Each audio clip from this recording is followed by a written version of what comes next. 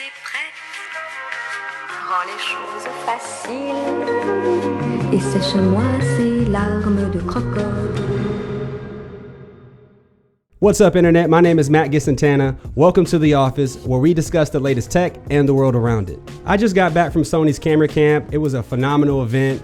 Huge shout out to the staff, iJustine, Jenna, and everyone involved to help put the event on. I had a great time and it was a lot of fun. Stay tuned to the channel. I plan to put up a video later on to kind of summarize my time there, but without further ado, let's get to the topic of this video. So for the last 30 days, I've been using the Samsung Galaxy Note 10 Plus, and here's what I've learned during my transition to Android. So the first thing that I've learned is the difference in photography.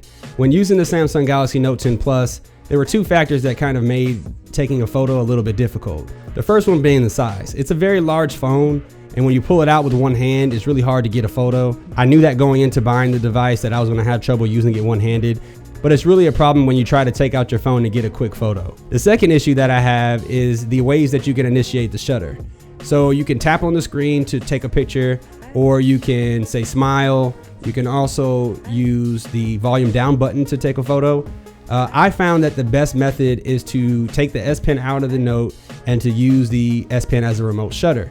The reason why I do that is because using the first two methods usually resulted in camera shake. So if I tapped on the screen, I would shake the phone just enough to get a blurry photo. It wouldn't be as sharp as I would want it. Or if I press the volume down button, I would also shake the phone a little bit and I wouldn't get that sharp, crispy photo that I needed. But 9 times out of 10, if I pulled the S Pen out and used it as a remote shutter and held the phone up like this, I was able to get a really sharp photo and it came out really good. Now, obviously, this is not a big deal for some people because they either have a case on their phone that it provides more grip. However, I don't like to use my phone with a case all the time, and I find it pretty annoying that I can't get a good photo without taking out the S Pen. In comparison to my experience with iOS, with the iPhone, especially using an iPhone XS, I was able to quickly pull my iPhone XS out of my pocket, take a photo really fast, and get back to what I was doing. The next thing that I learned about Android is that there really isn't a quick way to send files from device to device or to your peers. So on iOS, you have AirDrop, so you could quickly send a picture, a file, or anything that you need, video, things like that, from iPhone to iPhone, or even from your iPhone to your MacBook or iPad. On Android, there really isn't anything comparable to AirDrop. I found myself having to upload to the cloud to get files between two devices or having to physically plug in. That's not always an option for me, and sometimes AirDrop is a lot quicker, especially if you want to send from device to device. The next thing that I learned was actually pretty surprising. So sometimes when I'm composing an email or a social media post, I may highlight some text so that I can rearrange it. Well, if I highlight that text and then accidentally overwrite it with typing, I can essentially lose that text. There is no way to undo or get that text back. On iOS, you could shake the crap out of your phone and it will come back. You can hit undo and everything will be well. But with the curved screen on the Note 10, I find myself having to hold it a special way so that I don't accidentally text or type after I've highlighted a block of text. It's extremely annoying. It's happened to me a couple times. It actually recently happened to me after I typed a full post about Sony camera camp, and while I was composing it, I erased it at least twice. My next issue with Android that wasn't really that surprising, I kind of knew this going in, but I didn't realize it was this bad, is that social media really is not optimized for Android devices. And this is what I mean. Photos and videos are sometimes overly compressed when coming from an Android device. With iOS, iPhones, things like that, things look a lot better. Snapchat is the obvious issue. When you're using an Android device, the camera isn't really actually recording. It's really screen recording what the camera is actually seeing. So you're getting a lot of pixelation, a lot of distortion. It looks like you're recording inside of a Ziploc bag in the ocean looking through a dirty glass. Now with Instagram, my issue is that I actually took a video while I was at camera camp and I uploaded it to my story on Instagram, and it looked terrible. It was highly compressed, very pixelated, and did not look good. And for a device that's aimed at being For Samsung to market this device towards creators, I really thought they should have worked with a lot of the social media companies to make sure that their device was optimized for their apps.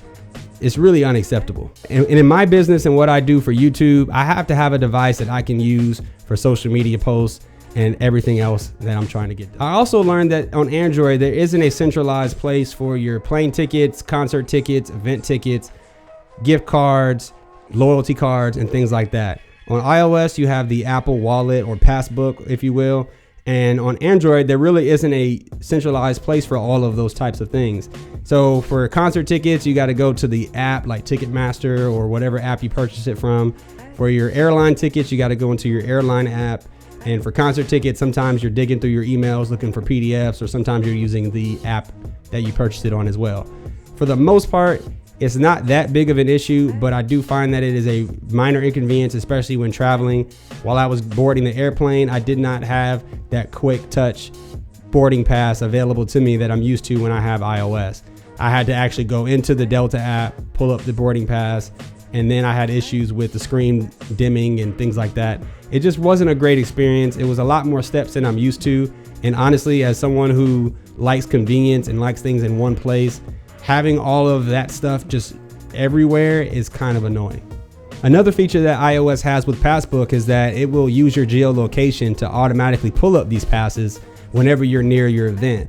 So it's always on your lock screen. So when you walk up to your gate, or when you walk up to get into the event center or wherever you're going, you literally just pull out your phone, tap the pass, and scan it to go in. 2 taps to get to where you need to go rather than many on the Android device. The last thing that I learned about Android over the last 30 days is actually the final thing that really made me upset. And it is the password management or password locker that you have on Android. Now, Samsung and Google both have separate password managers. The issue that I find with using Android apps is that not every app is optimized to even pull the passwords from the password locker. And in some situations, Google won't even recognize that the app is the same login as the actual website. So what ends up happening is you have to go into the app, hit the keyboard, and then navigate to the password locker, copy and paste the password, and then go back to the app and paste it in. I've done that several times for a few of my favorite apps, and in some situations they've actually logged back out. So I've had to go back through that process again, and it's extremely frustrating. So on iOS, the integration with the apps and the passwords are much better. You can authenticate with your face or your Touch ID. And on top of that, iOS does a better job relating certain domains of websites with each other so that you don't have duplicate entries for the same password. For example, with Adobe Creative Cloud, you know that you can log into several other apps and things like that, and there's different login screens. With Google, you'll have a different entry in your password log for each of those login screens. On iOS, it does a good job at understanding that you may or may not have a password for this, and it tries to suggest a password for you. I found this to be extremely frustrating. There were some situations where I was trying to get work done for the YouTube channel on my Note 10 Plus, and I did not have my password. When I went to Google to go get it, I pasted it back in there and it wasn't working. I had to hit forgot password. And for someone that bounces between a MacBook and now an Android device, having my passwords out of sync is just not going to work. So I know what you guys are thinking. Am I going to go back to iOS? And the honest answer is most likely.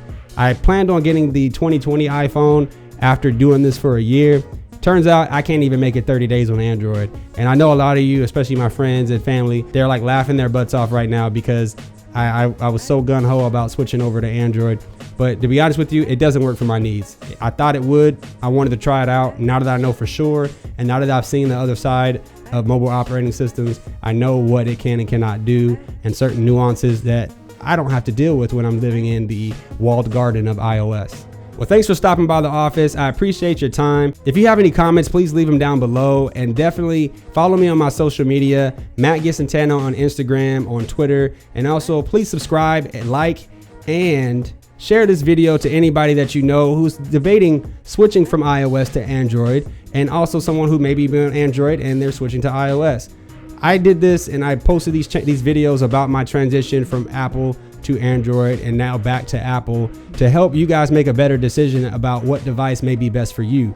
There are lots of pros and cons on both operating systems. However, I think that finding the best one for you is the most important. Thanks for watching. I'll catch you guys in the next video. Peace.